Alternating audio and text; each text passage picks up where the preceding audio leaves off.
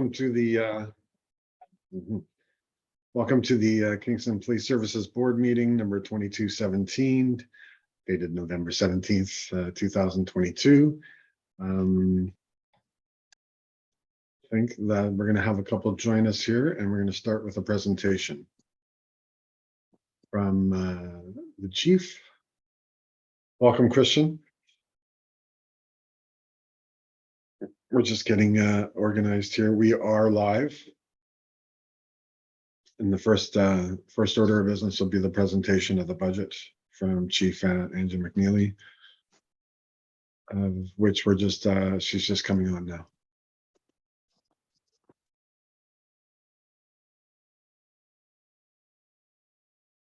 Just trying to put my phone somewhere I can see clearly.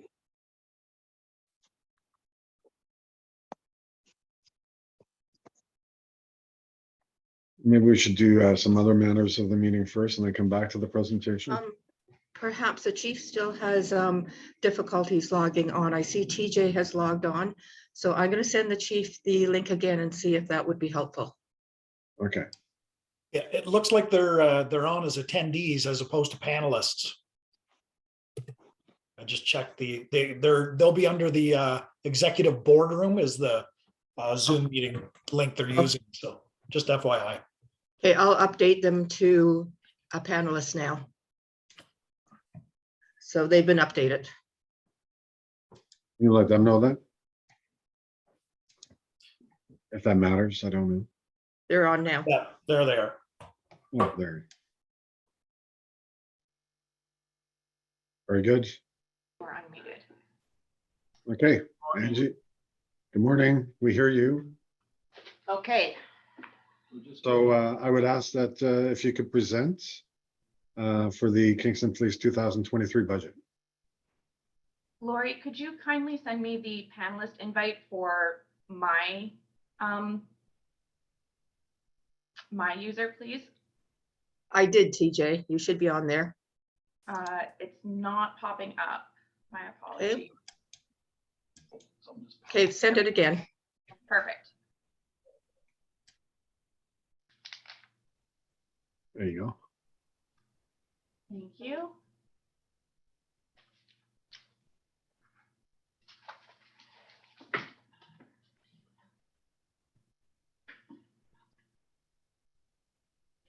Oh, it says that you've disabled screen sharing, participant screen sharing.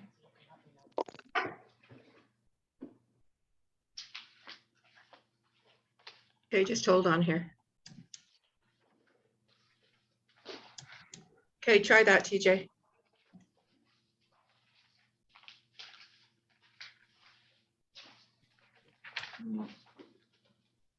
still says disabled participant screen sharing.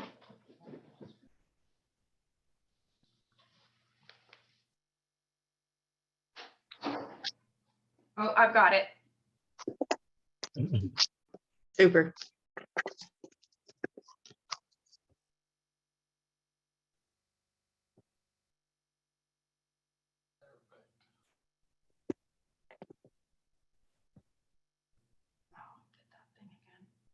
So you can begin when you're ready.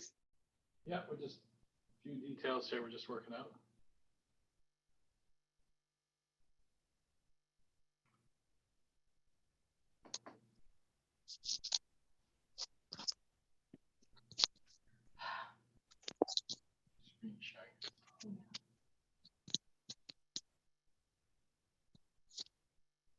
There we go. Everybody can see that, I assume? Yes, John. George, I think we're there. All right.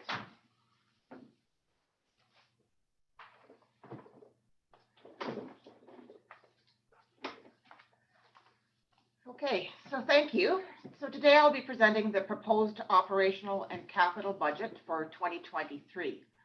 In terms of preparation, the senior leadership team has been working diligently with Finance Director John Howes for the past 4 months by providing budget submissions from all the divisions within the organization. We also have been working collaboratively with CFO and City Treasurer Desiree Kennedy and her team, and are guided by the Police Services Act.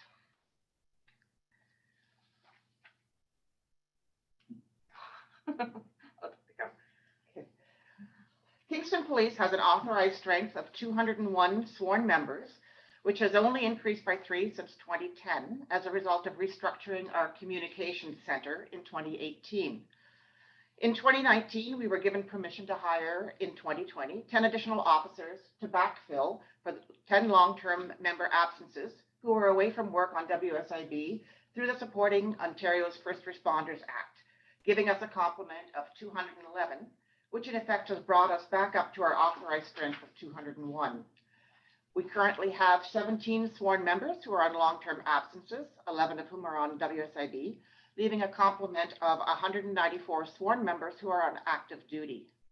Looking back to 2010, Kingston Police had an authorized strength of 198, and our current members actively at work are four below the 2010 level. Our civilian complement includes 62 full-time members, 2 of whom are on long-term absence and away from work on WSIB, leaving a complement of 60 and 29 part-time members. We have an overall total complement, including sworn and civilian, of 302 members, with 19 who are off on long-term absences, leaving 283 on active duty. This slide is based on the number of officers per 100,000 population from 2021 Statistics Canada information.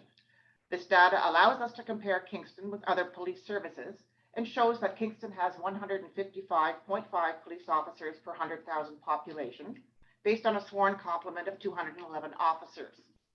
When you look at our comparators that are highlighted in yellow, we are roughly in the middle of the group and well below the provincial and national average.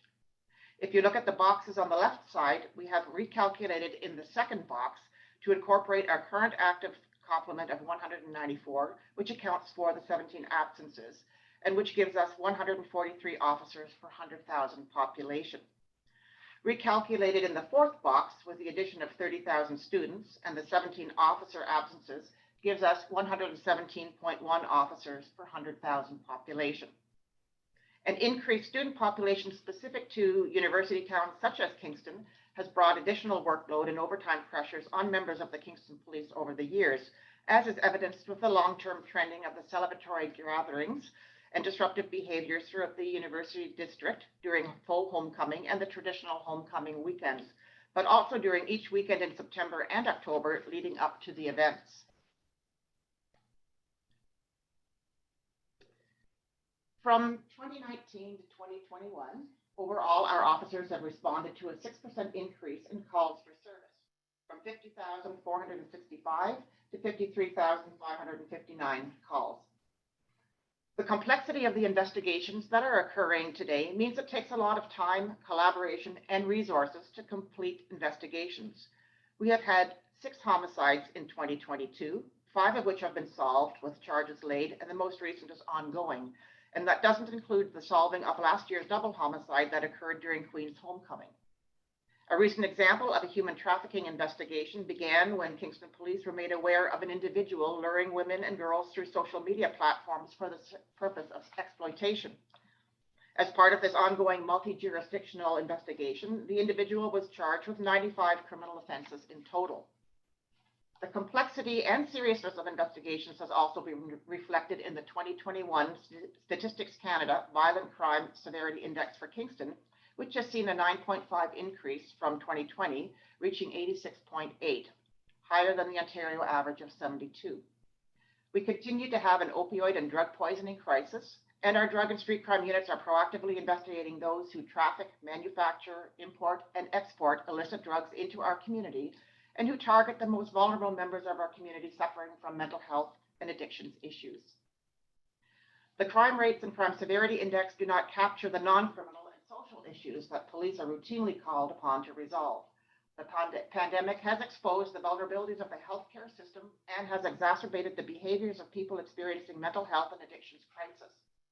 We see this firsthand in the calls that we are responding to. Poverty and homelessness have also impacted our communities, where we are seeing an increase in encampments. These are complex social issues that require a holistic approach seen through a public health lens and involves the cooperation of all levels of government and an integrated community partnership approach. Our frontline members continue to be the first line of contact in these instances because of the 24/7 nature of the work. Since 2010, the Kingston Police staffing complement has gone from a sworn authorized strength of 198 to 201 in 2018 as a result of our restructuring of our communications unit.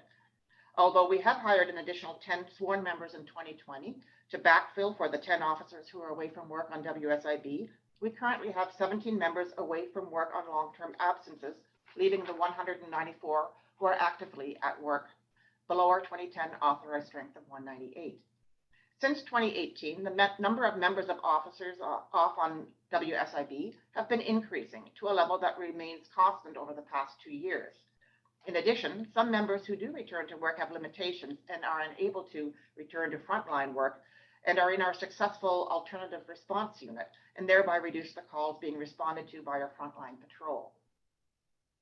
This year in 2022, Statistics Canada released its 2021 census data indicating the City of Kingston's population has grown by 7% between 2016 and 2021, reaching a population of 132,485. While the number of officers actively working, it remains below our 2010 level of 194. The need for increased staffing is also supported by overtime cost analysis. We have seen an increasing trend in our overtime costs to backfill for patrol staffing shortages from 2020, where it cost just over $51,000, to year to date in 2022 costing $111,296. In the criminal investigation unit, where there are 5 vacancies, from January 1st to September 30th of 2022, we have surpassed the actual 12-month overtime budget by 139%. One multi-jurisdictional project that just recently concluded cost $111,000 in overtime. This overtime analysis does not include the overtime worked by our members every weekend from September through the end of October to ensure safety within the university district. Although overtime can assist with major events, protests, and planned operations, the reliance on this overtime to backfill for staffing shortages in patrol and overtime created due to increased workloads due to staff vacancies adversely impacts workplace morale, member wellness, and is not a suitable long-term resource and staffing strategy. In 2022, internal survey and strategic plan member feedback to the board strongly supported increased staffing to compensate for the increased demands placed on our members, both on the front line and in specialty units. To augment the frontline staffing, there have been 7 vacancies created in the various specialty units. And this year we have strategically had members from specialty units backfill and patrol on specific dates during the summer months to compensate for patrol holidays, sickness, and training.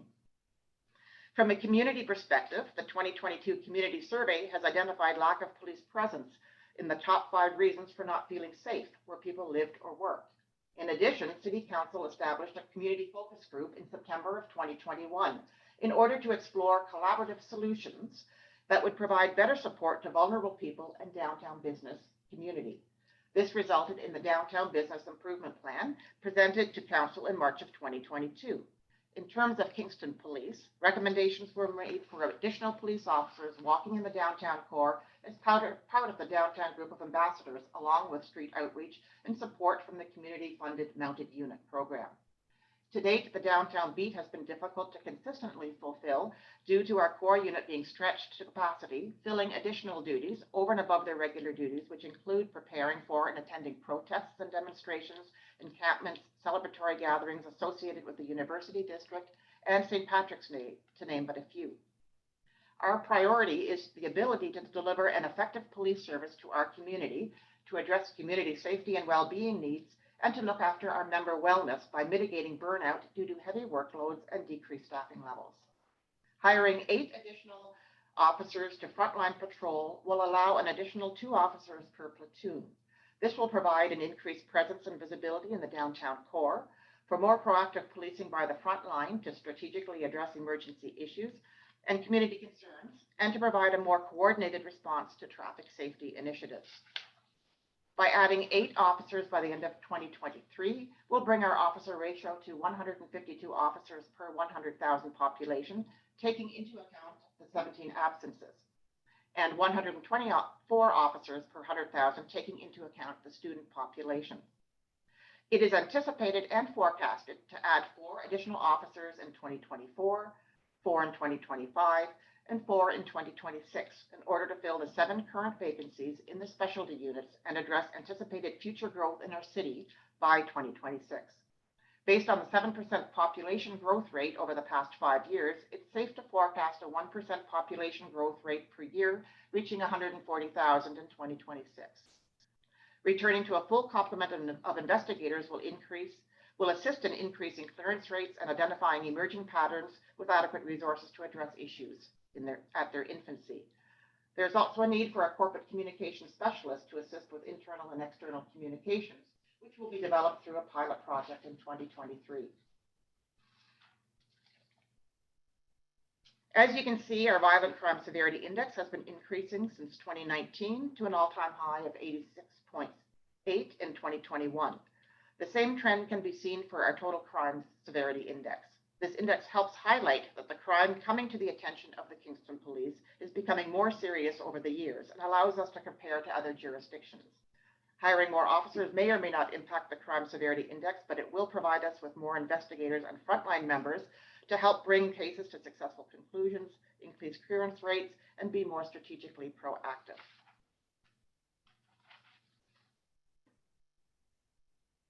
The Kingston Police Communications Center is designated as a primary safety answering point, or a PSAP, which means that in addition to answering non-emergency calls from the public, our communicators also answer all the 911 calls for our area for police, that being Kingston Police, OPP, and military, as well as fire and ambulance. In 2021, we answered a total of 59,137 911 calls for service, an increase of 6.89% over 2020. That is over and above the 28,720 calls that were dispatched to our frontline officers. The cost associated with being a primary PSAP is fully funded by the Kingston Police budget. As a snapshot in time, in September of 2022, 56.4% of the 911 calls received were for the Kingston Police, and 43.6% were transferred to the OPP, military, ambulance, and fire. And that was out of 4,948 911 calls. Industry standards created through NENA state that 90% of all 911 calls arriving at the PSAP shall be answered within 15 seconds. We monitor this closely, and as an example, our most recent data indicates for September 2022, 90% of the calls were answered within 12 seconds or under, and that was for 4,550 calls. Our communications center is currently comprised of 4 civilian communicators on each of the 4 platoons, supplemented by a pool of part-time staff to backfill for vacation, lunch relief, and sickness. There are 2 full-time members who are currently off on long-term absence through WSIB, which is paralleling what we have been seeing happen in the Uniform Patrol Division. By adding 1 full-time civilian member to each platoon in 2023, will decrease the part-time hours required for backfill, as well as overtime spent to backfill for sickness and long-term absences, and thereby assist with member wellness and preventing burnout. This is also supported by overtime analysis. In calculating the actual overtime spent between January 1st to September 30th, 2022, we have surpassed the 12-month overtime budget by 192%. The annual part-time costs have been consistently around $343,000 since 2020. Together with the annual overtime estimates, equates to the salary dollars for 4 new hires. We will still need some part-time hours to cover off WSIB absences and maternity leave. In addition, the additional full-time staff will help prepare the Kingston Police for the upcoming Next Generation 911 regulatory framework mandated by CRTC, which entails modernizing 911 networks to meet the public safety needs for our community and will allow for text-to-call 911 and eventually the submission of video, thereby increasing workload within the unit. Studies from the USA have shown that citizens texting a call to 911 increases the time needed by the communications call taker by about 17 minutes per call. We have been working diligently with the City of Kingston regarding the completion of an RFP process that works for both of us, and we are scheduled to begin work in the first quarter of 2023. This slide shows the staffing levels with the proposed additional 8 sworn and 4 civilian members. Taking into account members away from work on long-term absences, we have 202 active sworn, 64 active civilian members, with the addition of 29 part-time, a total complement of 295.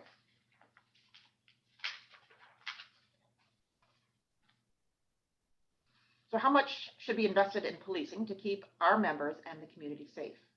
Our proposed total operating costs are $49.5 million, which has been reduced to $44.1 million through outside revenues of $5.3 million.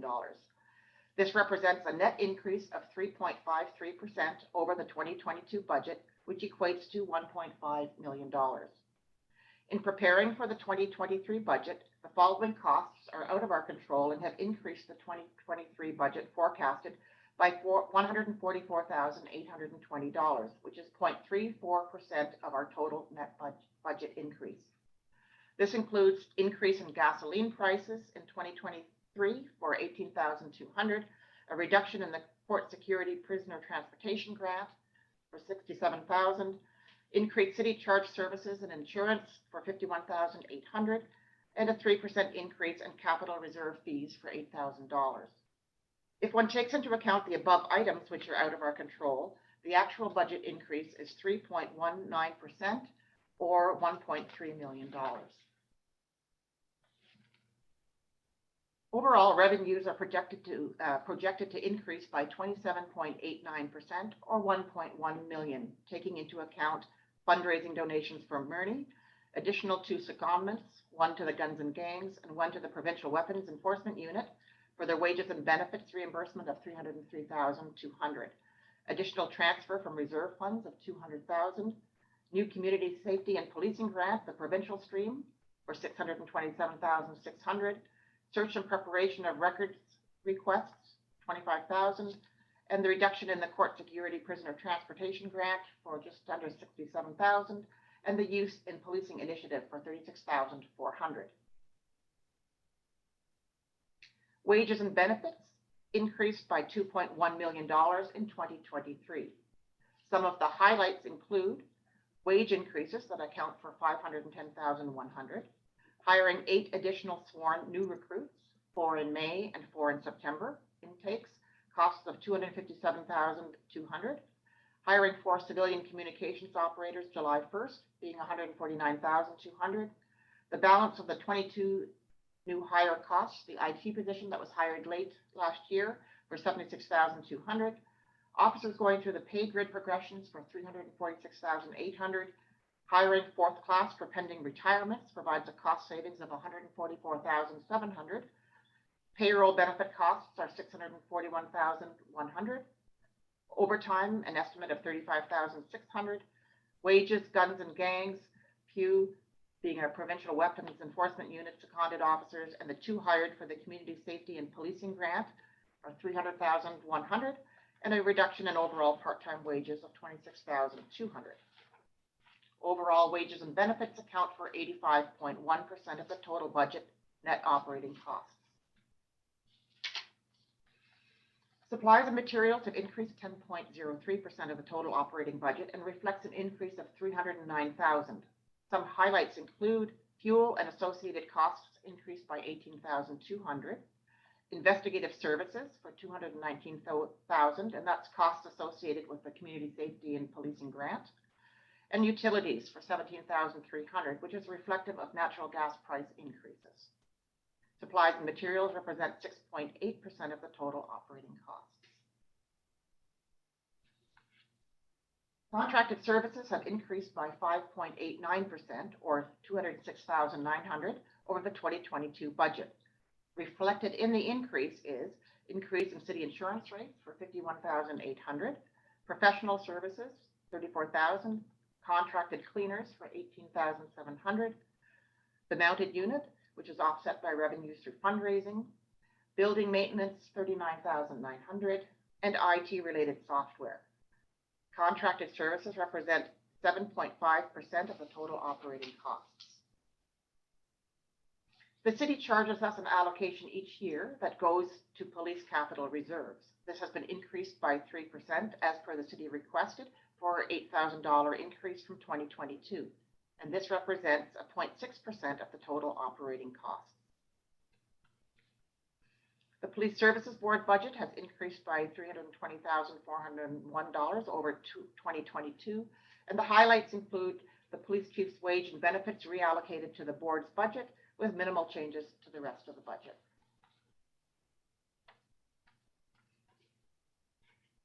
As a percent of net taxes raised in the city of Kingston, Kingston Police represents 18.59% of the taxes raised. Compared to other municipalities where we are able to compare apples to apples, policing in Kingston is 1 to 3% less of the net taxes raised. John did some further analysis with Guelph, one of our closest comparators, whose police spending percentage does not include debt and financing costs the way ours does. When one removes the debt and financing costs from the Kingston Police percentage, it lowers our percentage to 17.98% of the net taxes raised in the city of Kingston. Kingston Police is then 1.4% lower than Guelph Police, which is a difference of $3.57 million if we were to equal to the Guelph Police percentage of net taxes raised.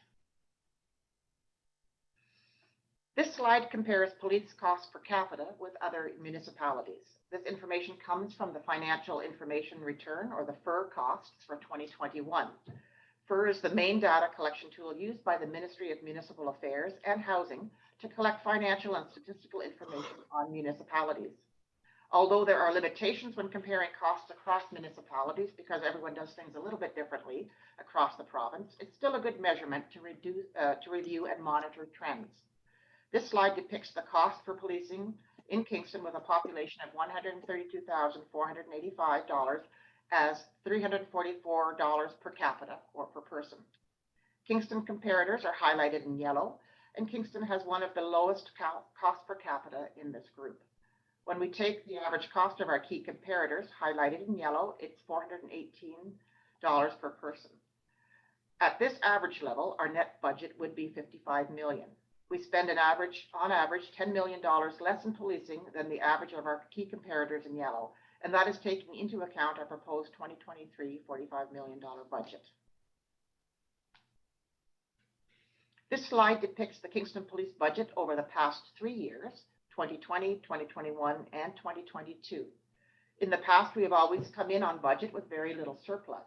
In 2021, we had the added overtime expenditures occurred throughout the weekends of September and October leading up to the faux homecoming and homecoming events, as well as bringing additional policing resources to assist with both weekends. This resulted in an overall deficit of $323,000. We are forecasting an overall deficit of $1.1 million in 2022, just based on the additional costs associated with the University District. Homecoming occurred later this year than last year and fell on October 29th, and the fake homecoming fell on October 22nd. Public order units were brought in from OPP, Toronto, Durham, Peel, and Ottawa, as well as frontline officers from our neighboring police agencies. In addition, since the two homecomings were later in 2022 than in 2021, we incurred additional overtime expenses in October leading up to the two homecoming weekends, due once again to the large volume of students and associated behaviors through the district on the weekends. There were additional costs associated with bringing police liaison teams from the OPP and Ottawa Police to work with our core unit for 2 weeks leading up to both homecoming weekends, and an additional doubling in accommodation and food costs this year over last year based on current economic climate.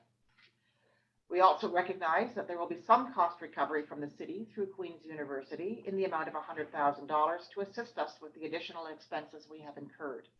As noted, the proposed 2023 budget increase is 3.53% or $1.5 million over 2022.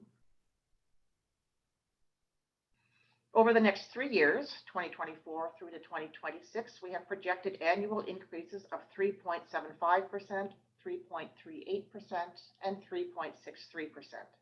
This forecast assumes an inflation at 2% per year, maintaining 400,000 transfer from reserves, the addition of 4 additional officers in 2024, 2025, and 2026, no change in funding from the 2023 actual government grants, and no other new program initiatives. In October of 2021, we forecasted a 2.86% increase in our 2023 budget versus what we have presented here today at 3.53%, an additional $284,000.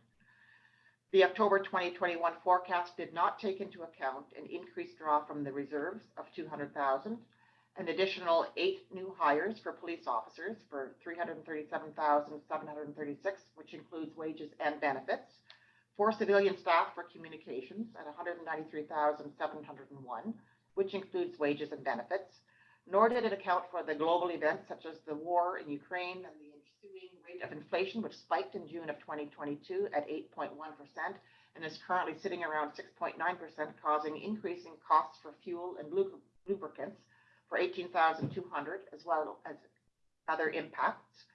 An increase in insurance services for 51,814, the reduction in the court security prisoner transportation grant of just under 67,000, and hiring of fourth-class recruits to replace the seconded officers to the Provincial Guns and Gang Unit and Provincial Weapons Enforcement Unit, as well as the officer hired as part of the provincial grant. These costs increased our 2023 proposed budget by 0.7%.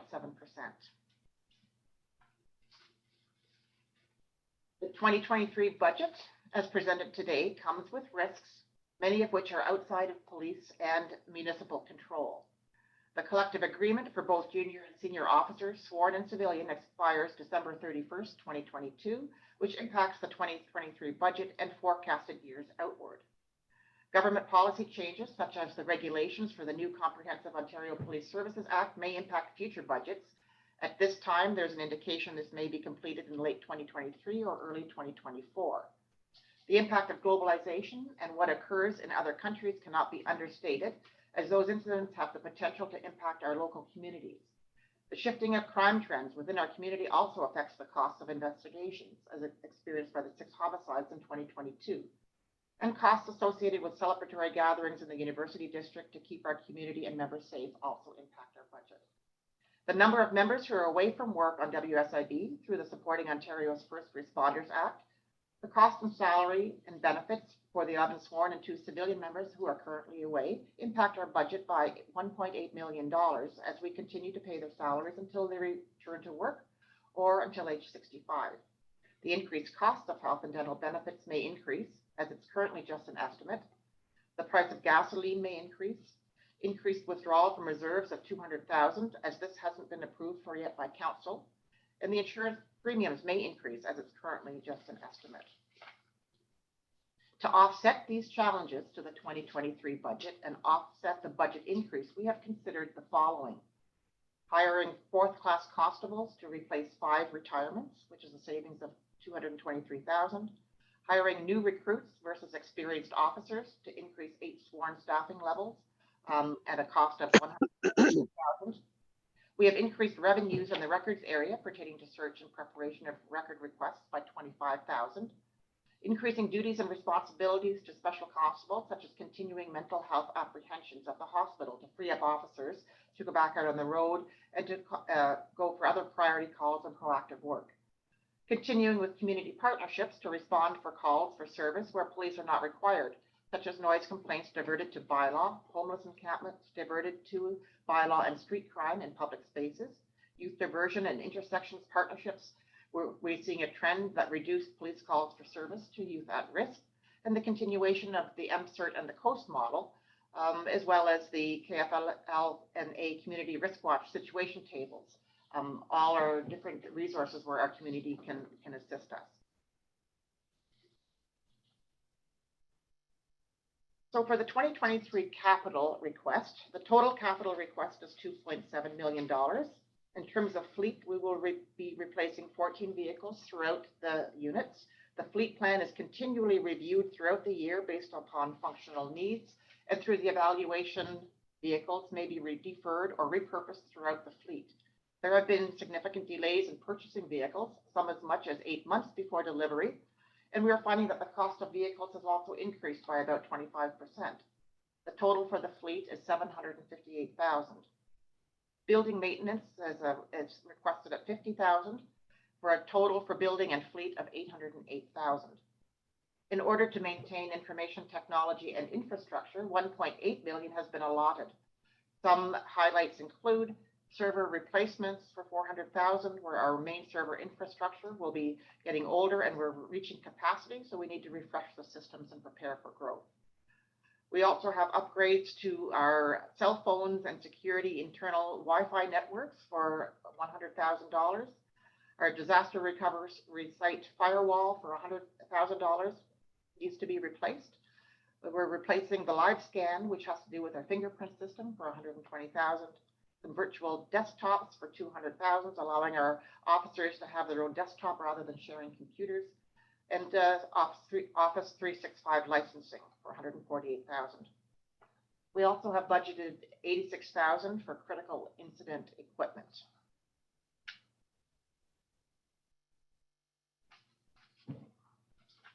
So as our budget presented is at 3.53%. If we were to not hire 8 sworn or 4 civilian members as recommended, our budget increase would be 2.74%. The risk associated with not hiring additional members, if no new members are added to the complement, we need to redeploy 8 members from across the organization to the front line, creating a total vacancies of 15 within the specialty units throughout the organization. We'd really need to look at the seconded officer program, our core units, our beat, our street crime training units. All the units would be looked at to see how to redeploy that. If we do not hire 4 civilian members for our communications unit, we would also have to bring up the part-time costs associated with staffing, which is approximately 343,000, which has been reduced significantly with our recommended budget. So there's really no real impact on the budget by hiring 4 full-time communicators. The negative consequences of no new hires are decreased clearance rates, limited youth engagement through our school resource officers, decreased public engagement and outreach, officer burnout, increased sick time and WSIB costs, negatively impacting investigations due to staff vacancies created to redeploy to frontline. Really, the police service is not being adequately resourced.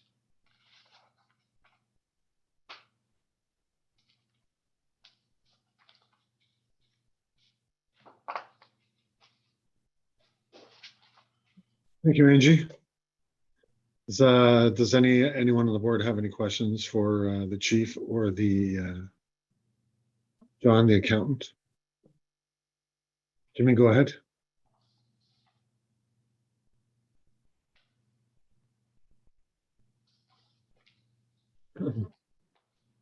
You're muted. Sorry. So with this increase, we will not be able to hire more officers. That's what it was the last slide we're showing. Yeah, our budget that we're recommending is for 3.53%, which would include the hiring of the 8 officers and the 4 civilian hires in 2023. For 2023. Yeah. Okay.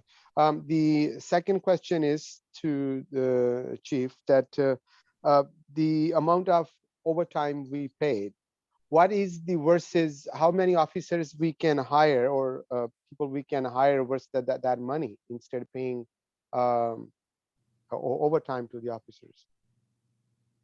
And how much impact is that with those hires going to be? Well, as mentioned that the hiring the overtime budget is really contingent upon sort of what's happening in our community. So the overtime is for things like demonstrations, university district, overtime spent for statutory holidays, missed lunches, extending your shift because it's busy, working longer hours on investigations through our specialty units, those kinds of things. So a lot of those things are dependent on really what's going on. In terms of our 8 sworn officers, by having them initially within our patrol unit will really help in the proactive work. It will help in the visibility and working in the downtown zone as recommended by the community in these situations. By hiring the 4 in the future years, being 2024, 25, and 26, we're also being able to now put officers back in the vacancies that are occurring in the specialty units to be able to assist in the investigations and ensuring that they're done in timely manners and getting to them as quickly as possible. So it's really a sort of complex answer to the overtime. So overtime should be reduced, by increasing the officers as well in a perfect world. Don't forget, part of the overtime, I'm just looking at the overtime we incurred in the first 9 months of this year. We incurred, for example, $50,000 worth of overtime because of court time. Officers go to court on a day off, or they go to courts get extended, they're longer. We incurred the rope, which you get reimbursed for, $17,000. Ride program, $20,000, which you get reimbursed for. Statutory days, 9 months, we incurred about $150,000 just statutory days covering. So that's not going to go away probably with hiring more officers. And then also. Oh, no, I understand that.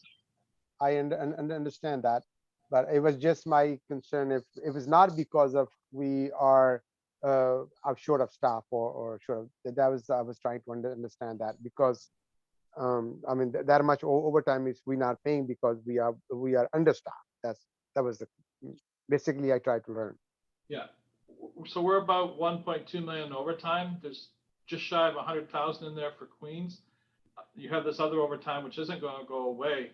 If you look back over the last few years, I think the best year we had was around $800,000 worth of overtime. We didn't have as many people off, and we had no major instances that year. The budget this year is a normalized budget. We haven't put the extra money in, for example, Queens. Queens can take a lot of overtime. So what we actually have in there this year with the added members is a normalized level. Really, the overtime costs that would be impacted here is when we have our specialty units really backfilling in patrol areas, especially during the summer months, which is impacting with time off on their holiday time, sick time, and training time. So a lot of that overtime is going into the patrol area just to cover off, and that would be attributed to lack of staffing. In 9 months this year, we've had $111,000 of overtime incurred to support patrol because of short staffing. So with the 3.53% increase, are all of you are sure that is going to have not whole extra, but will be positive impact on the community services? The 3.53% impact will impact positively within our community, within our patrol, and will impact the community resources for sure. I've outlined that in some of the discussions here, based on the overtime requirements, based on community needs, based on the needs of our members, based on sort of the complexity of investigations that we're seeing, and the ability to be proactive at the front end of in our patrol area, where they will be able to do more proactive work and be able to assist in identifying emerging trends, helping in traffic investigations. So it's a whole more of a holistic approach on that. So the last question is what I'm understanding. So according to this report and this presentation, the 3.53%, is that enough for take care of our team or staff or the team members and the members of the police community, and this will be enough to take care of our community effectively?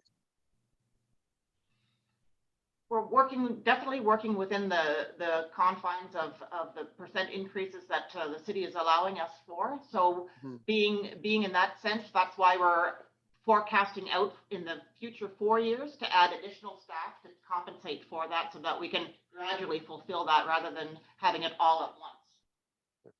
Thank you very much, Chief. Thank you. Thanks, Jimmy. Jeff, you have any questions? Thank you. If we were to go with the no additional members hired, which sounds a lot better from a council perspective, how badly would the burnout or the WSIB claims be in the following years? Just as an estimate, I know we can't tell the future for sure, but if we were to go with the option of 2.74 instead of 3.53, in other words, 8 less sworn and 4 less civilians, how would that go over with the membership?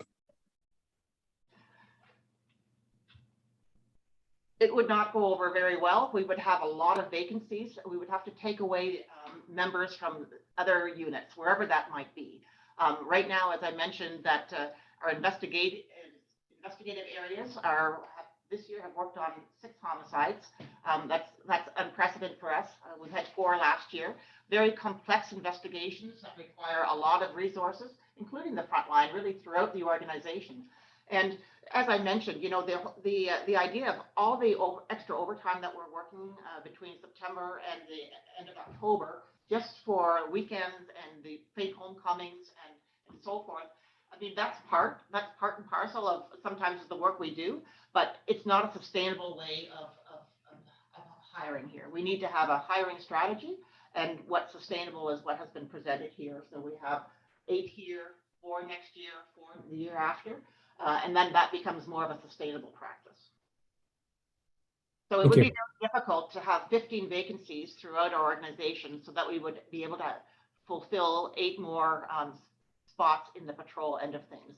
And that is going to be very, very difficult. And as I mentioned, it's really not adequately resourcing the police service at all. Thank you.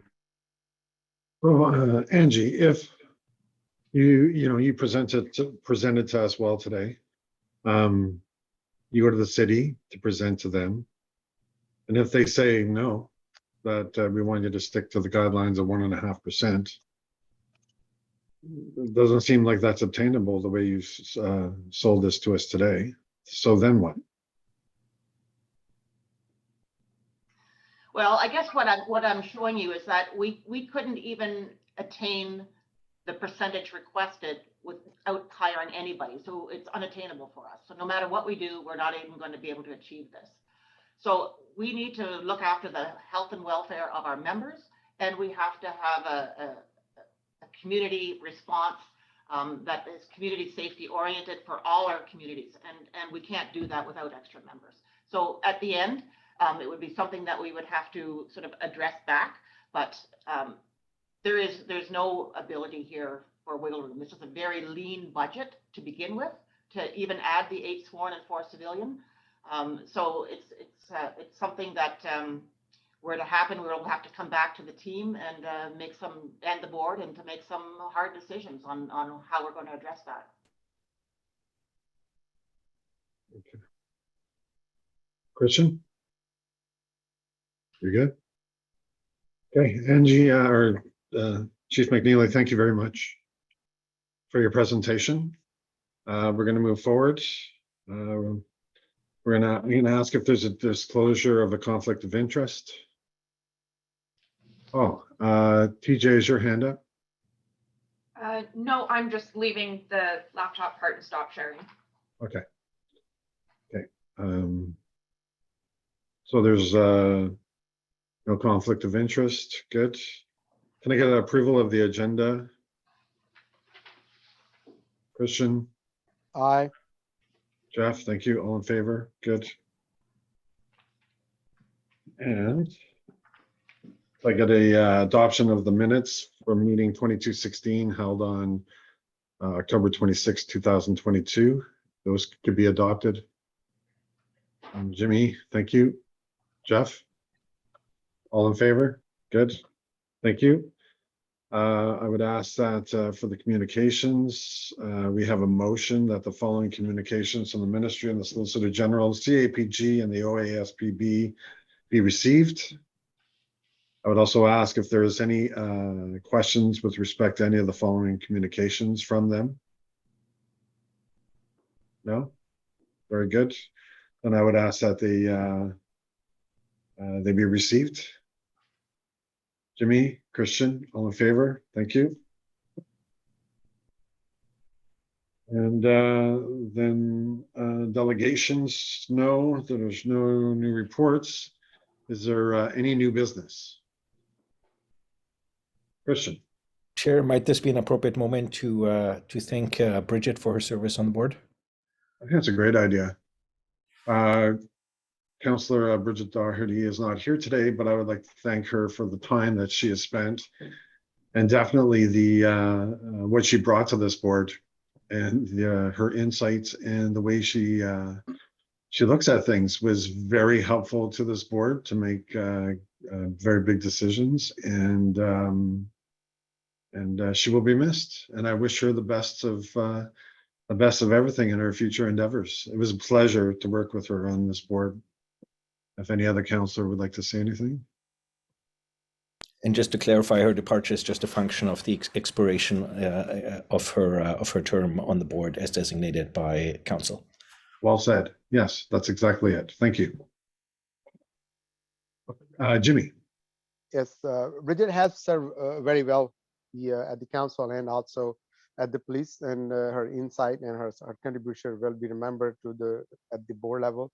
And I think she was a good member, very cooperative and very insightful for many things. And as a member of the community, I appreciate her services to the board and to the city. Yeah, the board very thankful. Is there any other new business? Yes. So I am announcing my retirement as of December 31st of 2023, having proudly served for over 38 years of service with the Kingston Police, 7 years as deputy and 5 years as the chief. So throughout my tenure, I've been committed to the promotion of equity, diversity, and inclusion, as well as member wellness within our organization, and to emphasize a holistic approach to community safety and well-being. We cannot do it alone, and it requires police working together with our community and partners to understand and address the root causes of societal issues. It has been an honor to work with each and every member of our service, and I'm incredibly proud of the work that they do each and every day, 365 days a year, in keeping our community safe. So I'd also like to thank the members of the Kingston Police Services Board, present and past, our police association, and our community for their confidence and support during my tenure as chief. Thank you. Thank you, Angie. We are definitely appreciative of the 38 years of service as a police officer that you've given this community. You've held a number of positions on the police services and have been the chief since 2018.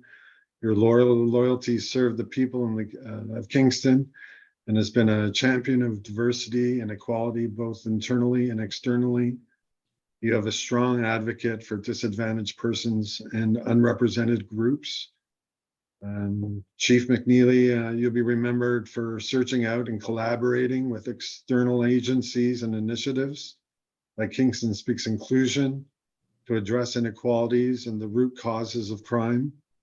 The Kingston Police Services Board wishes Chief McNeely all the very best in future endeavors. And I thank you for your service. Thank you. Thank you very much. Okay. Then I would ask that we can have a motion to move in camera. Jeff? Christian, very good. All in favor? Let's do that. Shall we do that after like a 5-minute break? Yep, I need a few minutes here. Thanks. All right, would you like 10? Yep, that sounds good. Thank you. Okay, we'll meet in 10 minutes. Thank you.